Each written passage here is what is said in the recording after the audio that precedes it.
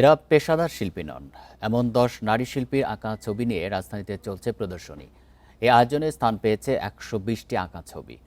রাজধানীর লালমাটিয়ায় প্রদর্শনীর আয়োজন করেছে শিল্পীদের করা সংগঠন ইজেল। সংগঠকেরা বলছেন, এই আয়োজনের মূল উদ্দেশ্য জাত বা মানের বিবেচনায় শিল্পীদের আটকে না রাখা।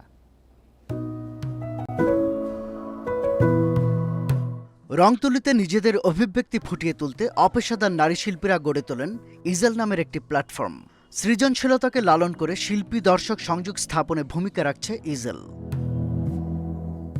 নতুন শিল্পীদের জন্য প্রাণবন্ত ও অর্থবহ পরিসর তৈরি করে যাচ্ছে তারা।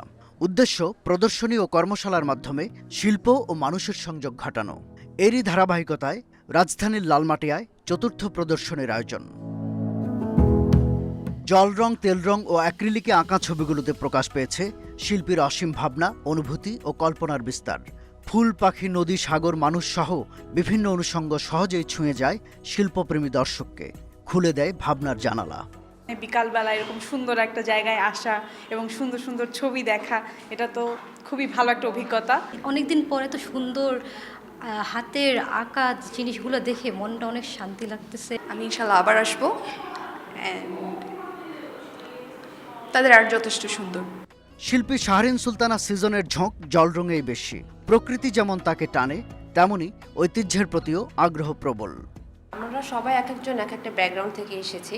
যেমন আমি আগে কর্পোরেট জব করতাম, কিন্তু ছোটোবেলা থেকে ছবি আঁকার প্রতি আমার একটা আগ্রহ ছিল এবং সেটা এখন এই বড় হয়ে এখন এটাকে স্বপ্ন একটা পূরণ করার একটা সুযোগ আমি পেয়েছি। শিল্পীরা প্রত্যেকেই নিজের পেশার পাশাপাশি সংসার সামলে শিল্পচর্চাটা করে যাচ্ছেন। ব্যতিক্রম নন শিল্পী আফরিনা নাজনীন। সামহাও চারুকলা যখন শুনি না যে চারুকলা না, তখন খুব একটা মানে আমরা একটু আউটকাস্ট টাইপের ফিল করি বা সামহাও এটা হয়। তো ওখান থেকে আমরা ডিসাইড করলাম যে আমরাই কিছু করি। গ্রামে বেড়ে ওঠা তরুণ এই শিল্পীর আঁকা আঁকিতেও প্রাধান্য পায় গ্রাম। নারীদের আগায় নিয়ে আসতে হবে আসলে। হ্যাঁ, পাশাপাশি পুরুষদেরও আমাদের কিন্তু লাগবে, আমাদেরকে সুযোগ করে দেওয়ার জন্য কাজ করার। ২৮ এপ্রিল পর্যন্ত প্রতিদিন বিকেল ৩টা থেকে রাত ৮টা পর্যন্ত প্রদর্শনী সবার জন্য উন্মুক্ত থাকবে। শাহাদাত স্বপন, ইন্ডিপেন্ডেন্ট নিউজ, ঢাকা।